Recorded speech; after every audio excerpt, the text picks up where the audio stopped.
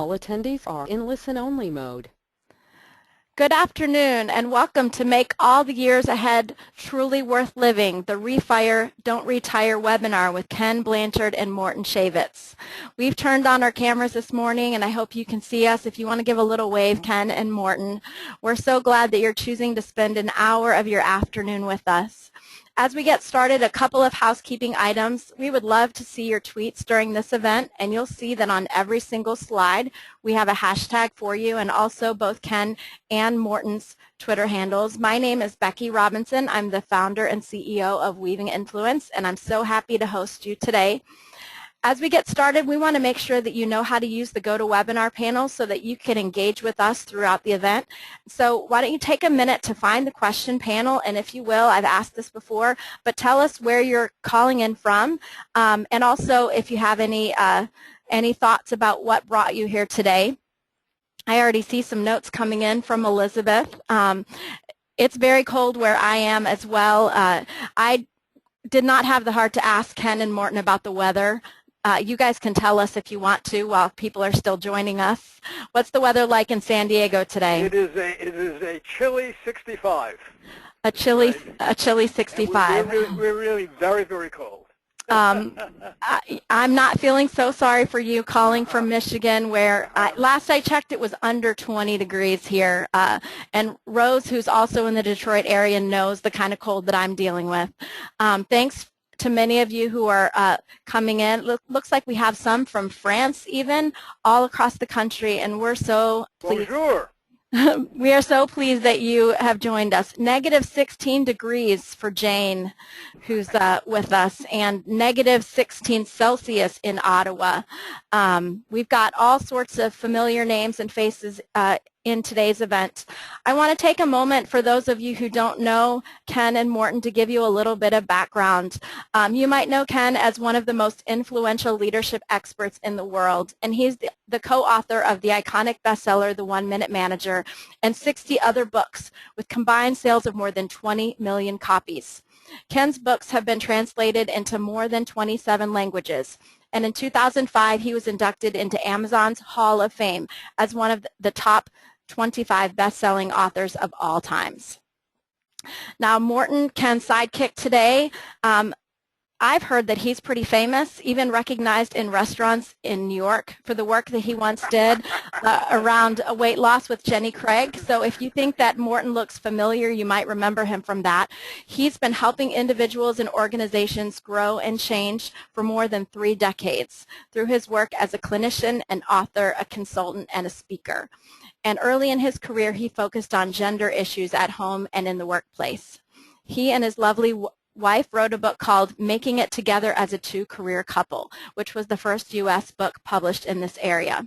We are all thrilled about the potential represented by this book, Refire, which is launching today on Amazon, and we're so glad that that you're with us, and I'm going to turn it over now to Ken and Morton, and we are going to turn off our cameras momentarily, and when we come back to you for the question and answer, we're going to turn them back on again. So Ken and Morton, welcome, and thank you for joining us today. Thank you for all of you who are out there listening to us. We hope you are going to have an exciting and interesting morning or afternoon, depending upon where you are, and thank you for taking the time to join us. Well, good. This is going to be a fun ride. You know, when I turned 65 a few years ago, I was on the phone with Zig Ziglar. A lot of you know the old motivational expert, and he had invited my wife Margie and I to the 59th anniversary of his 21st birthday. And so I said, Zig, you going to retire? He said, there's no mention of it in the Bible. He said, hardly anybody under 80 made an impact. He said, I'm refiring, not retiring. And I thought, wow, that's a really powerful concept. And Marge and I started thinking about that, how we could refire our life. And then Mort and I have known each other before, but we were on a plane going to New York. And Mort said, Ken, what are you up to? I said, I'm refiring. And his eyes lit up, because you know you've been doing some research, Mort, on aging. And Yeah, I've been in the middle of looking at new models of aging and beginning to conceptualize what that's about. And when Ken came up with the concept of refiring, the idea was, wow, that puts it all together. It makes it great concept. So rather than retiring, which is moving away, we're talking about refiring, which is moving forward, and that's what the theme of Refire is all about. And so what we're going to do is take you on a little journey and then open up for questions. So Dave, how do I move the slides forward here? I think you got to get our picture out of there first. All right. You should see on your thing, this is one of my favorite sayings. I leave a morning message in our company all the time, and I always think life is a very special occasion, and make sure you make the most of it. And I think that's something that refiring is all about. You know, not looking at aging or any part of your life as you know, something you have to put up with. It's a real opportunity. And as you see here, we say, so you don't get in a rut. Refire your mind, relationships, health, and spiritual life. And so, boy, we don't want to get in any kind of rut, do we? And not at all. And, you know, when you think about it, it starts in your head, refire intellectually, then in your heart, retire emotionally, then in your body, refire physically, and then the whole idea is to refire spiritually as well. And in the emotional part, we start off and we say, you know, think about all the relationships that you have and think what you can do about deepening and making those relationships even better than they are.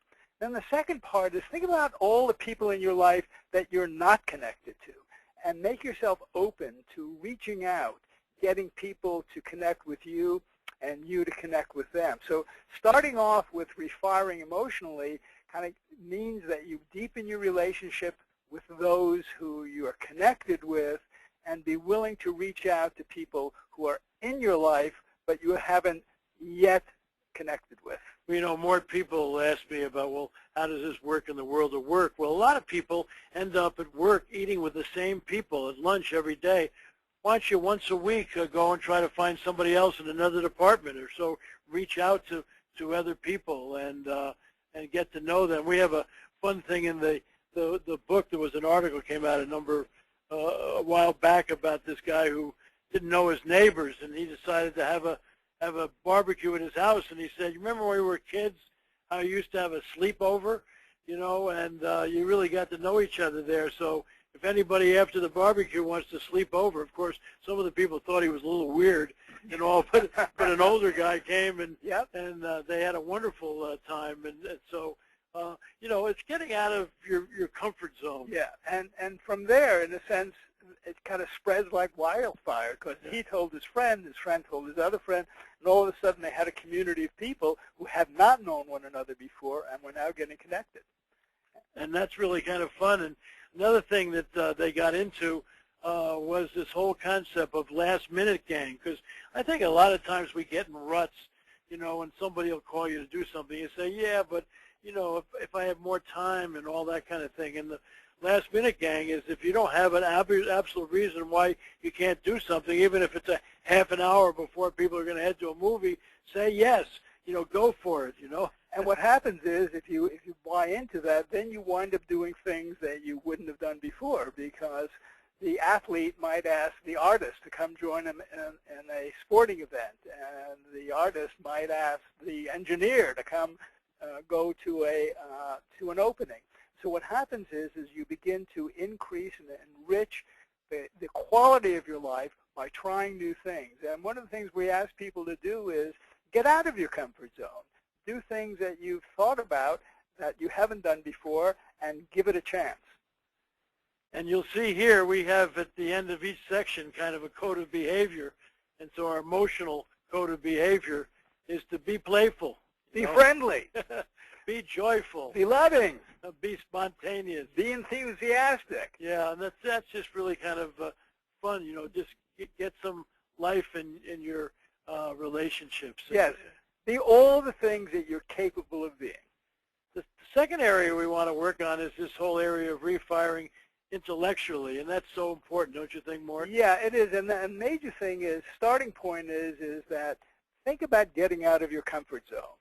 Think about being open to learning opportunities. And we said, you know, there are things you can read, there are classes you can go to, and well, one of the things we encourage you to do is, once again, if you are a business person, rather than taking a business class, learn how to do pottery. If you're an artist, take a class on leadership. That's right. And so, once again, it's not only to keep yourself sharp. You know, we're going to talk about physically pretty soon and talk about working out and being physically strong. Well, you can work out your brain as well. And one of the things is that you don't want to be bored. You want to be open to be teachable. You want to try new things. The whole idea is to always challenge yourself. You know, I used to be a skier, still do on occasion. And when I would get started on the first run of the first day of the season, I did something called the terror-joy ratio, how much terror and how much joy. Well, on the first run, I will tell you, it was terror 10, joy minus 10. Yes. And then as I got into it and more, the balance changes. Sure. So this is the same thing about when you go into a new situation that you don't know very much about. The beginning is you're really apprehensive, but it's that challenge. And then as it goes, the terror-joy ratio goes the other way. You suddenly say, I can do this. I never thought I could do this, but I really can. Yeah, and I think for some of us, one of the refiring is looking at technology, you know. Yes. I mean, my 9-year-old grandson's helped me with the computer, you know. People say, you know, with all the books I've written, if you use the computer. No, I use a yellow pad, mechanical pencil, scissors, and a stapler, you know. But I'm starting to realize the computer might not be bad. But I have Martha Lawrence who works with me, who's great on the computer. But, you know, that's just that whole thing. Is there something that you could kind of learn on and get a good book that you hadn't thought about before? Well, and I think the technology thing is interesting. How many people do we know that even though they have a GPS system in their cars, don't know how to turn it on? That's right. Right. Yeah. And there are still people who say, "No, I don't want to have a cell phone because I don't want anybody to interfere with my life." Yes. And you say, well, no, that's not interfering with your life. That's making life more interesting and more complex and multidimensional. No. So the new technology, and you know, whether or not it's, you know, if you know what a Facebook is or LinkedIn or so on, the whole idea, it's an exciting, wonderful time, and wherever you are in your life, there's more that you can learn and more than you can do, and that's what the intellectual challenge is all about. And you'll see here we have this kind of say you need to be open to learning opportunities. You know? Yeah, and we think read books, read on Kindle, read every place you can. Be teachable. You know, I mean, are you open to learn? That's a pretty nice one. And the courageous part we've talked about is be willing to go into areas in which you're not an expert. And be persistent means hang in there. You know, it might seem a little difficult right at first, but if you hang in there, all of a sudden you go, whoa, this thing's starting to get easier. And of course, there is this wonderful world of technology, and while you don't want to be swept into it and overcome by it, be willing to get into it and try some stuff, and it becomes really, really fascinating. Now, the third area that you need to refire in is this whole physical area. You know? In fact, and Ken, you did a book about refiring physically. Yes, it's called Fit at Last. Came out about a year ago. How to look good and feel good the rest of your life. And you know what I learned from Tim Cairns, who I wrote the book with, and he's my coach. I was to see him this morning at 6:30. I don't know really what you were doing this morning. I was morning. on a stationary bicycle. Okay. Okay. I was on a stationary bike before I went there. But Tim told me that there's actually 6 parts of being healthy. One is aerobic, which is when you get on a recumbent bike, what are you doing to stimulate your heart? 2 areas I had never thought much about is strength training, you know. And so he's got me lifting weights to kind of, you know, make my core solid. And then balance training, you know. I tell you, as you get older, balance is absolutely. And he's got me on a bozo ball standing, and standing on one foot, and all that kind of thing. Very cool. And then another one that I hadn't spent much time on is flexibility training. You know, being able to actually turn around and back up your car. You know, and but flexibility training, and then you have diet and nutrition and weight control. And then the 6th one is sleep. The only one that I was a super you were always great at sleep. Yeah, I might even be sleeping now. But so you might want to think of those areas. Where are you on those? And you know, one of the things that we've learned. But before we get away, I just want to, you know, sometimes you can make two of these things work at the same time. That's right. So we both use a stationary bicycle. Yes. And think about a stationary bicycle, that's the time that I also read. That's right. So not only am I refiring physically, but I'm refiring intellectually. Yeah. So it really pulls two things together. No, I think that's really true. And one of the things I just want to mention, and I think it's true with all of these, which I really found in the physical, is how many of you have set a New Year's resolution? I bet almost every one of you. Yet all the data shows about 80% of New Year's resolutions. They're gone by February. Yeah, and all, because what happens is you announce a New Year's resolution, and everybody important in your life laughs and says, I'll believe it when I see it, and then they go to a delegating leadership style. If you could handle a delegating leadership style, it wouldn't be a New Year's resolution. You'd do it. Right. So that's the wrong leadership style. So what you need to do with any of these things you're talking about is to say, how prepared am I to do this on my own? Do I need help?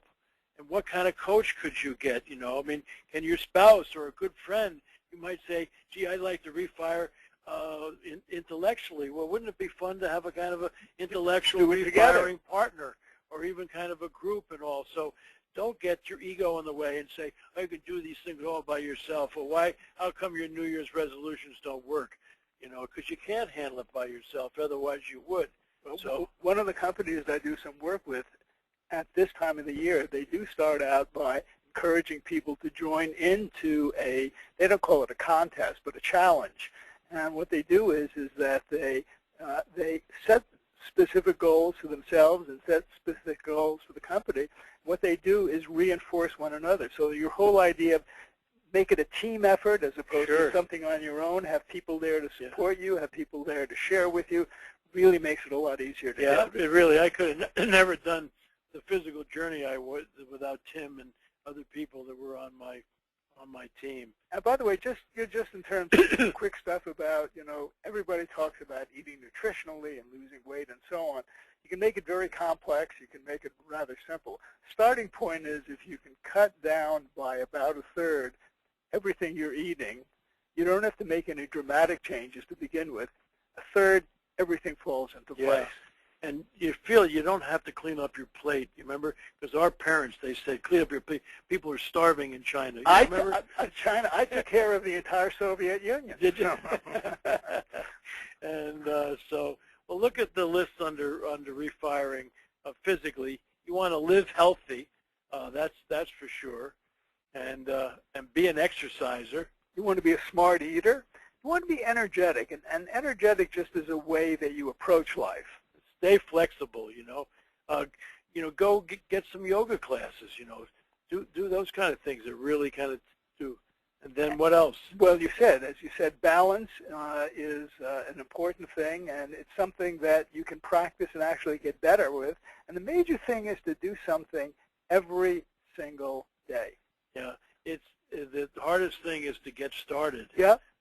On anything. And the physical one is great. In the book, we talk about somebody who had a physical problem and all, and that rather than getting completely down, they realized even though they weren't as mobile as they were before, they could still refire. Absolutely. And all. But the physical part certainly is important, but you want to refire emotionally with relationships and intellectually.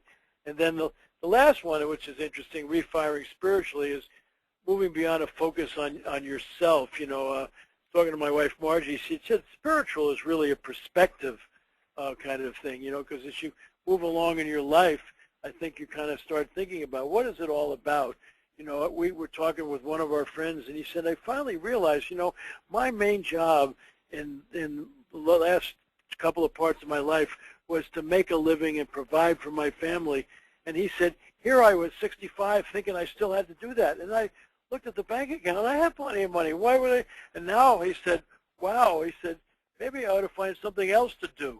Something outside of myself. That's right. Yeah. You know, and I think it's really important to get out of your own Well, you way. have the concept of ego, right? Yeah, that's right. We think that the biggest problem we all have is the human ego, which is, you know, standing for everything good outside or edging God out and all. There's two ways we do that, and one is false pride when you start thinking you're better than somebody else, you're kind of promoting yourself and you're judging and evaluating other people, and that doesn't help your relationships either. Not at all. Not at all. And the other one really is self-doubt or fear, when you think you're kind of less than other people, and now you're kind of protecting yourself. And both of those are, you're focusing on yourself and all.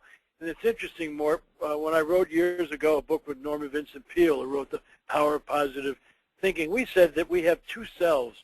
We have an external task-oriented self that's used to getting jobs done, but we also have a thoughtful, reflective self.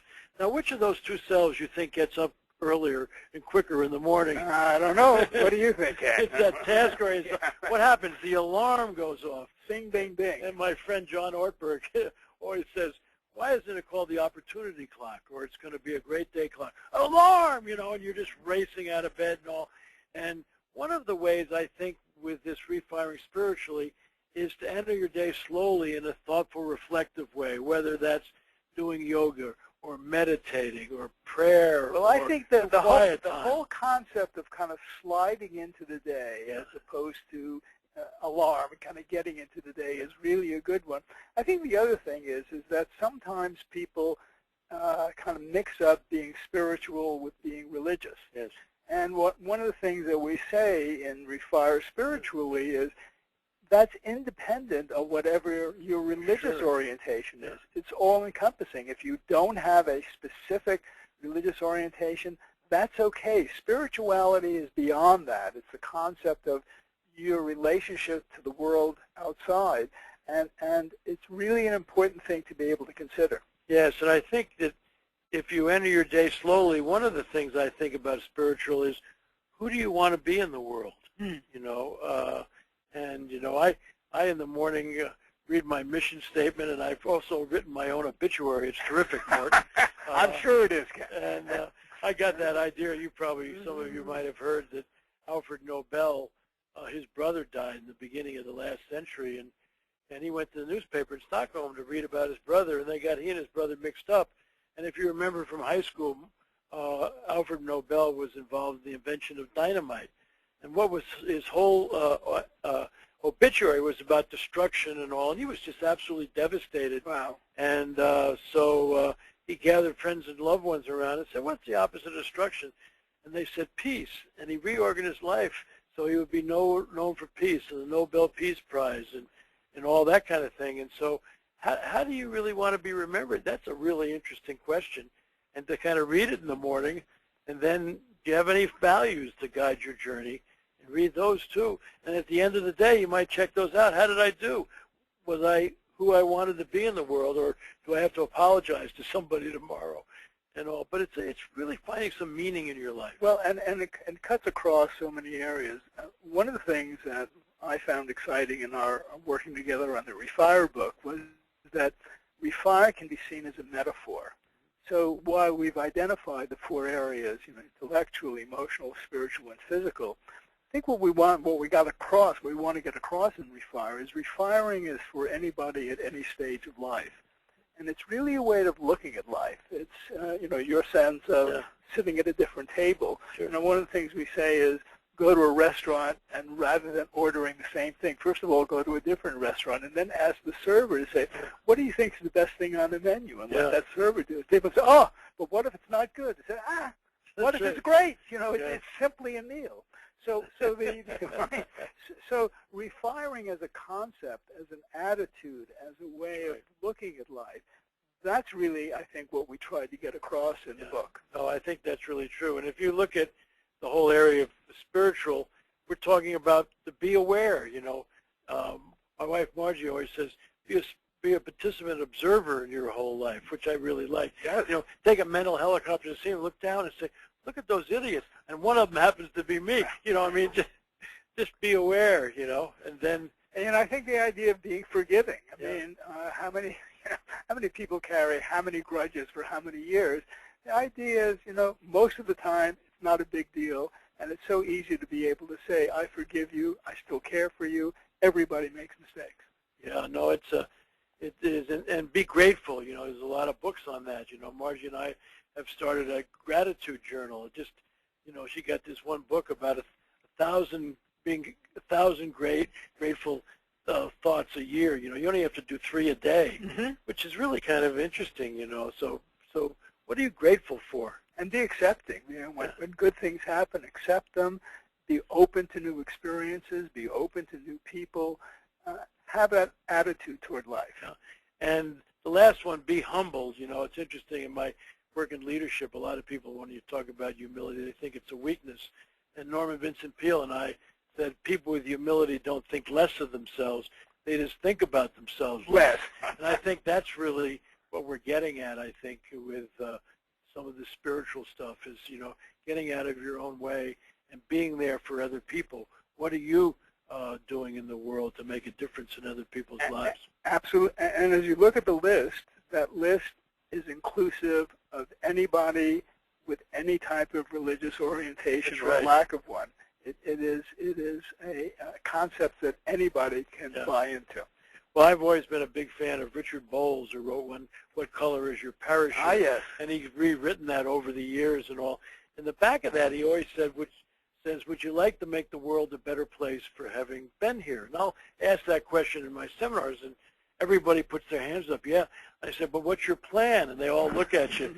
And what Richard says, you can make the world a better place by the moment-to-moment decisions you make as you interact with other people. You walk out of the house in the morning and somebody yells at you. You got a choice. You can yell back. Or go back in and give them a hug, you know. Or you can say, you must, and you can think about, you know, this guy must have had a tough day. Imagine what his breakfast meal was like. No wonder he's so angry at this point, right? That's right. Somebody cuts you off, you can chase them down and try to give them the finger, or you can send them a prayer or what have you. Or at least say, I hope you don't get into an accident. Yeah. Prayer may be a little bit too much.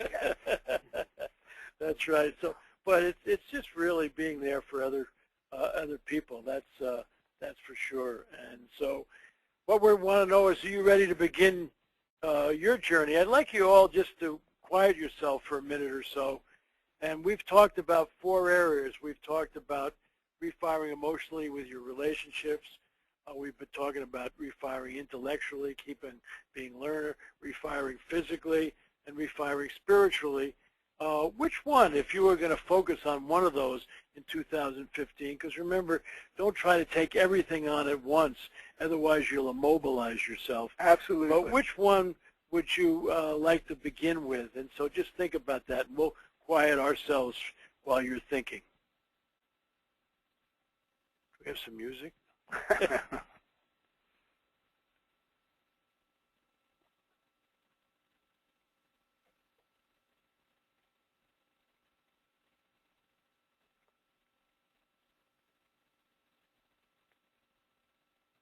So if you've chosen an area, now just choose one thing that you can do, just one.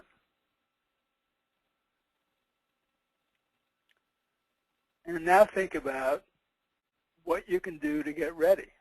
How do you get ready to refire whatever you're trying to do?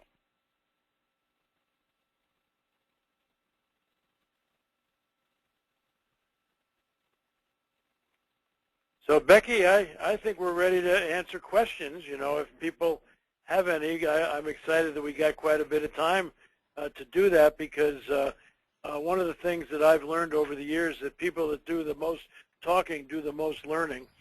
So we'd like to hear from you. Sure. Go on, Becky. No, you first, Morton. No, I was just going to say, you know, in terms of kind of moving forward, the whole thing is getting ready, choosing a time when you begin the journey, and then taking the first step. But let's hear what kind of questions. Have you gotten any, Becky? Well, I have indeed. And while we're waiting for more people to share their questions, I thought it might be fun to launch a quick poll to see which of these 4 areas people are most interested in igniting in the year ahead. So if you watch your screen, I'm going to launch a poll, and it says, in which area would you like to refire this year? You can select one: emotional, intellectual, physical or spiritual? I thought that might be fun, and people are already voting. And I have a whole page full of notes, and so between your response to the poll and any questions or notes that folks have shared, I think it's great that we're going to have a lot of time to have a conversation on these topics today. And while people are still answering the poll, I have a question here from Larry, Morton, and Ken. What is the most significant roadblock to refiring in any area? Well, starting point is two things. Maybe setting goals that are so high that you're discouraged at the beginning. You know, what I'm going to do is I'm going to lose 20 pounds this month, which is kind of overwhelming. And the second thing, at least as a barrier, is not having a plan in terms of what you're going to do in order to get to where you want to be. I think another big barrier is negative attitude, you know. Well, you know, I've tried things before, you know, and all that. Remember, your past is not your best. I love Natasha Josefovich wrote an endorsement in the back of our book. She said what Blanchard and Shaevitz have really done is change our whole perspective on time. Instead of an older person being feeling like a has-been, you know, you're the past, each is encouraged to become a will-be. We are not our past. We are the possibilities of adventures in our future. I just think that's fabulous. Yes, yes. That's the biggest barrier, yeah. I think, is thinking you're a has-been or I haven't been able to do it before. Sure, I love that. And Larry, who asked the question, said thank you. It's a valuable answer and definitely resonated. I'm going to share the results of our quick poll. It looks like the area that people are most interested in refiring this year is physical, followed closely by emotional, and then intellectual and spiritual. So thanks to those of you who participated in our poll. And so taking another look at some questions that are coming in, one of the things, and I'm going to, I'll share this one. So our friend Chantel said that February is often recognized as a month that resolutions are given up. So as we refire, do you have any other tips to help provide the motivation to keep going? I think the big one we already have suggested, you need a teammate or two.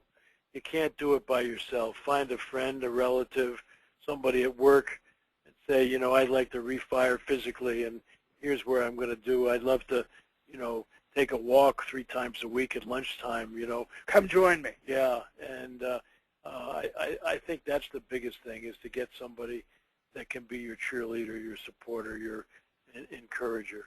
Yeah, so this is similar to the first question, and the starting point is a starting point. If you can take the first step, the second one is easier, the third one is easier, and it sounds platitudinous, but it really isn't. The starting point is to stop thinking, which is what too many of us do too much, and start doing, which is what so many of us don't do enough. Got it. That's very helpful. Thank you, Morton. So Matthew is asking what thoughts you might have about how to generate income while being in refire mode.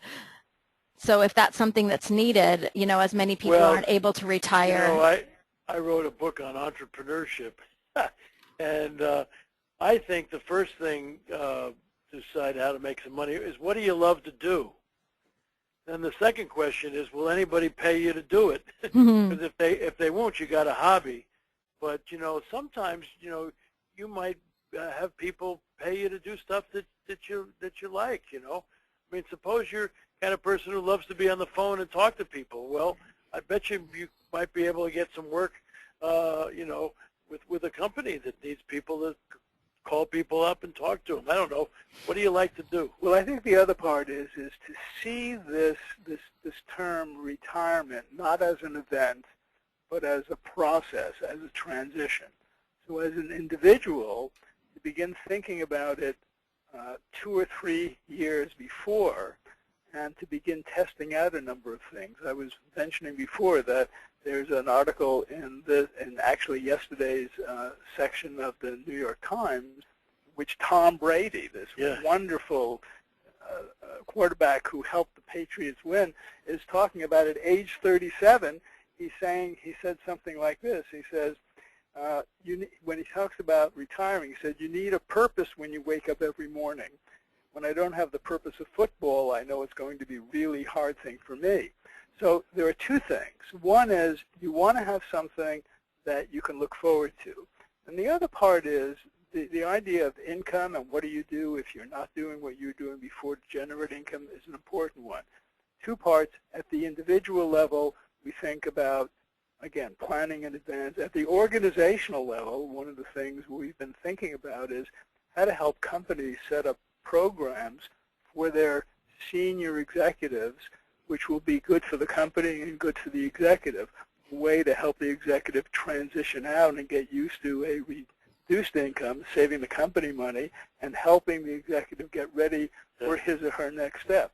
So it's a really good question, and we don't want to take that one lightly, because for a number of people, knowing where you're going financially is an important part of being able to refire. Well, it's interesting. Bob Lorber, who wrote Putting the One-Minute Manager to Work, his mother raised that same question, and she decided to go to McDonald's, and they hired her, see, really? At 65.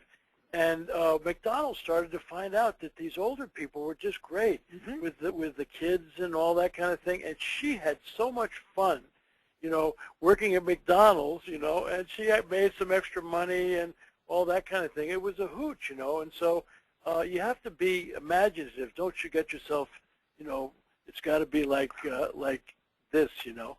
And I think the whole idea of what it is to be older is changing, with 10,000 Americans turning 65 every single day.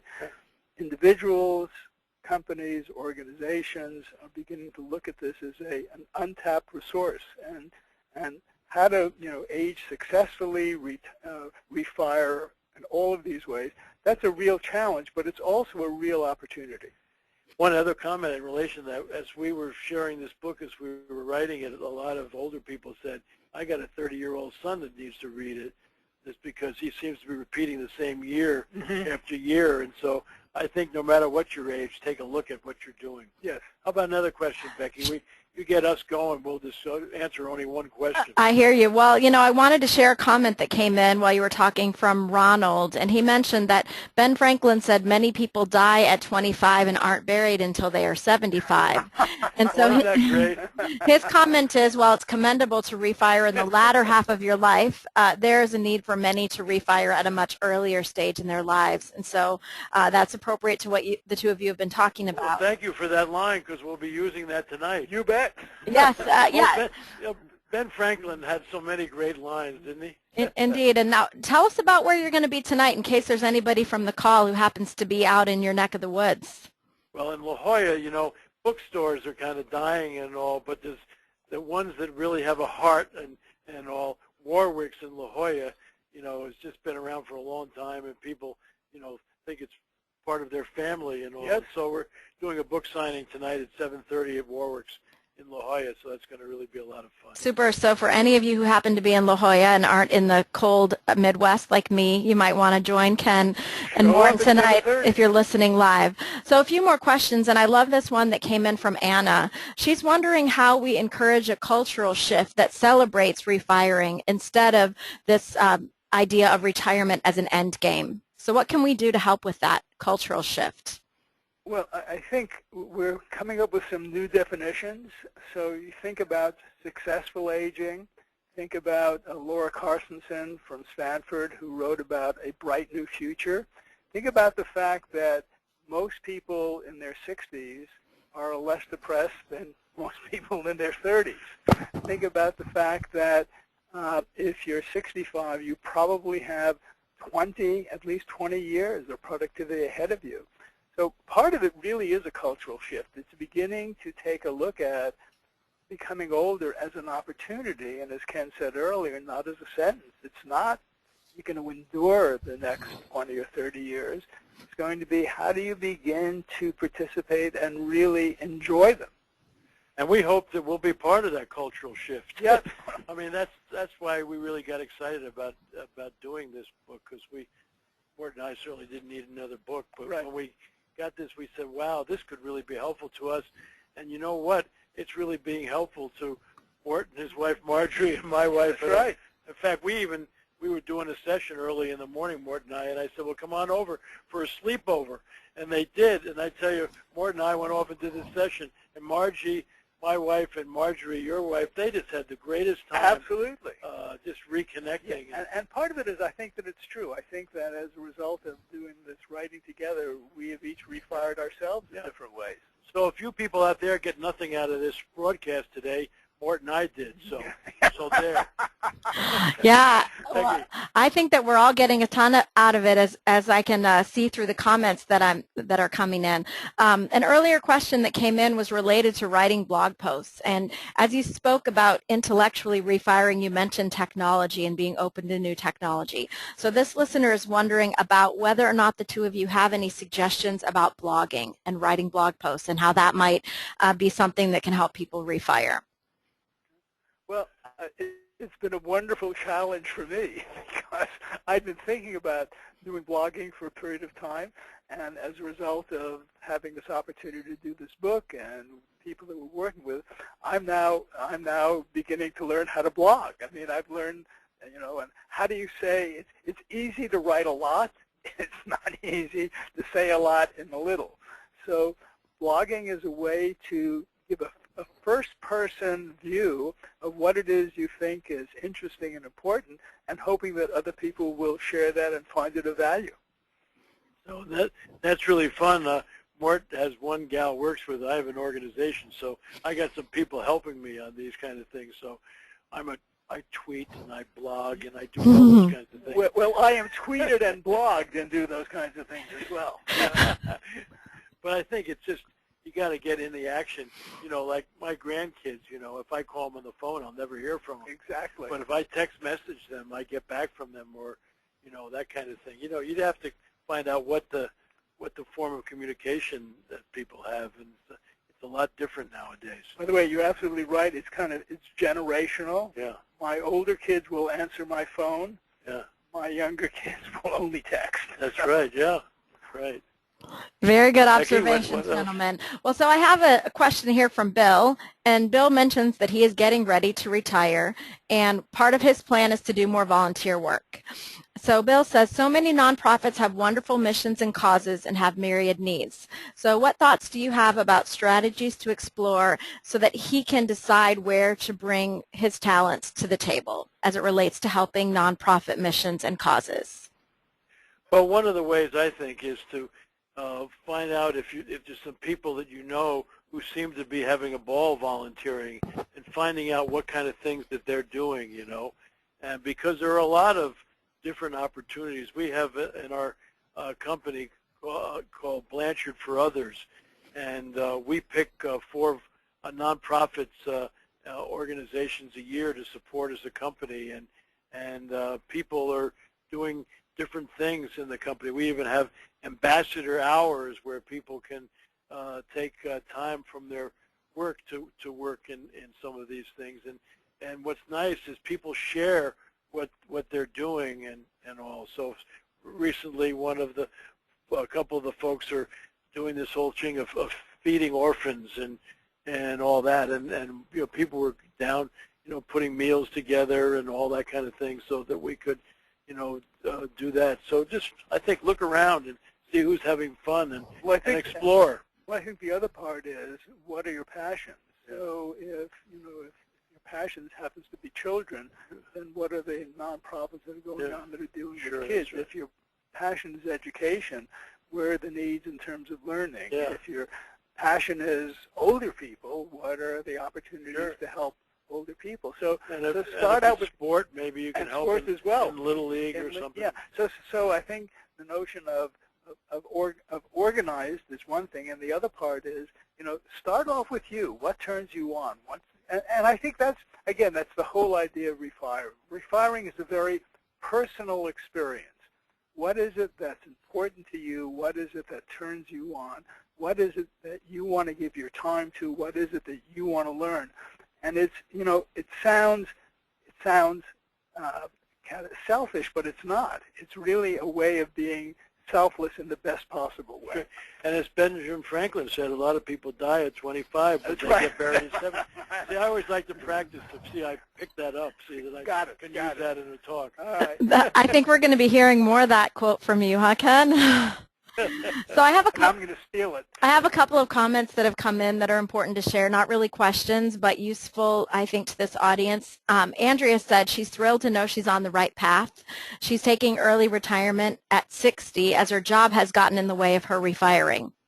And she notes that she's fortunate financially that she's able to, so that she can spend more time volunteering at her church and nonprofits, taking yoga classes and walking with her neighbors. She said that people at her work know her as a driver, so they're surprised that she's doing this. But a recent incident when her husband had cancer last year caused her to pause and reevaluate what true currency is. I think that's a very powerful story, Andrea. Thank you for sharing it with us. By the way, I think that's a really important part. And the second part is, don't wait for the crisis. Very, very often what happens is that the crisis, which is a negative event, winds up being the catalyst for making some changes. Why not make some changes before the catastrophe occurs? Begin the process as early as you can. And once again, it's not all or nothing. It is beginning and taking the first step. And Mort, you told me when we first talked that some of your research shows that the happiest people are the people who retire to something, not from something. Absolutely. The research is that if you only go from where you are, you don't do very well. If you focus on where you're going as opposed to where you're leaving, people do a lot better. That's really helpful. So I do have another comment that came in that I wanted to share. It came from our friend Bernard, who comes to a lot of our events, and he mentioned that this is great info, that he teaches a retirement transition program and has incorporated a word that he came across in a retirement planning handbook by a guy named Peter Dickinson. And Peter Dickinson referred to this as renewment instead of retirement. So renewment or refiring, framing this in a different way certainly will impact the way that we approach changes in our lives. So thank you for sharing that with us. You know, it's so interesting how you make one change in a phrase, like from retire to renew. Yeah. I wrote a book with Gary Ridge, who's the president of WD-40, and when he became president, he said, from now on, there are no mistakes, there are only learning opportunities. And because what he found is that when people would make mistakes, they would hide them because then they would feel that they were punished. And he had people come to his office, and boy, did we have a learning opportunity yesterday, which means a lot of people screwed up. But he says, now what are we going to learn from that? But just reframing things. And I think that's what Refire is a reframing thing. And you know, what you're talking about, renew, is a reframing. Yes. Absolutely. So I have a question that came in from Ruth a little bit earlier, and she mentioned that positive attitude and a love of self are all key to this. And you did mention, Morton, that people in their 60s are not depressed as often, but what would you do to help someone who might be depressed about the changes that they're facing in their lives? Well, each of us is going to have something happen that we don't like. Each of us at some point is going to get sick. We're going to have a career setback. We're going to have a relationship issue and so on. And unfortunately, there's no way to live a full life. Somebody said the only way to avoid making mistakes is to never do anything for the first time. So if you live your life fully, there are setbacks that are going to take place. And I think there are a series of questions that you ask. What happened? What are the effects of what happened? And what is it that I can do to address this challenge? And it really is an acceptance of, yeah, that was really awful. This illness was awful. Getting something was awful. And accept that. And then once you start there and say, all right, now what is it that I can do to feel better, get better, do better? And then it is the process. And by the way, you don't have to do it by yourself. You can do it with help of friends, help of family, help of professionals. It's really interesting how many people there are out there who are willing to help if you just let them know that you're in trouble.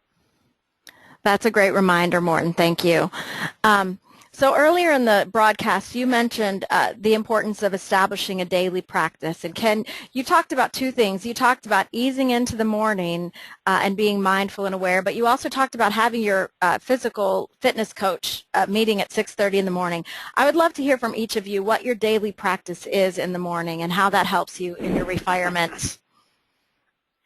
Well, it's really interesting is that one of the things I was looking for was a quiet time when I could really take some time to think about myself spiritually and who I wanted to be and do some spiritual reading and all. And I finally came upon is at my age, about 3:30, I have to go to the bathroom, and it is very quiet then. And so a lot of times my day begins at 3:30 when I spend a half an hour, in quiet and doing some wonderful readings and all. And then it's amazing. I go back to bed, and I say, "Good Lord, you invented sleep. I like a little of that now," and I go back. But then I get back up again about 5 or 5:30, and that's when I really start the other parts of my day, which is, getting on my recumbent bike and then going to work out with my coach in physical fitness or do some other reading and all that, because one of the things that we've gotten to do is to get to bed earlier too. A lot of times people stay up, and I have a friend, Jim Moss, who wrote a book called Sleep Power, and he said where you sleep there should be no TV, no computers and all that, just go in there to sleep. But he said the research shows that if you're on your computer or watching TV and then you decide to go sleep, your brain is being barraged with all kinds of things. And so you just have to look at your day. So I try to enter it slowly and then kind of plan my day. What do I have? I'm now playing with little 3x5 cards where I have my plan for the day, and I have some things that I can write down. So I'm trying. I've got a great idea, Ken, which is I get up at about 3:30 in the morning for the same reason. So let's talk. Well, no, I don't. Let's talk. I think we should get a support group out there.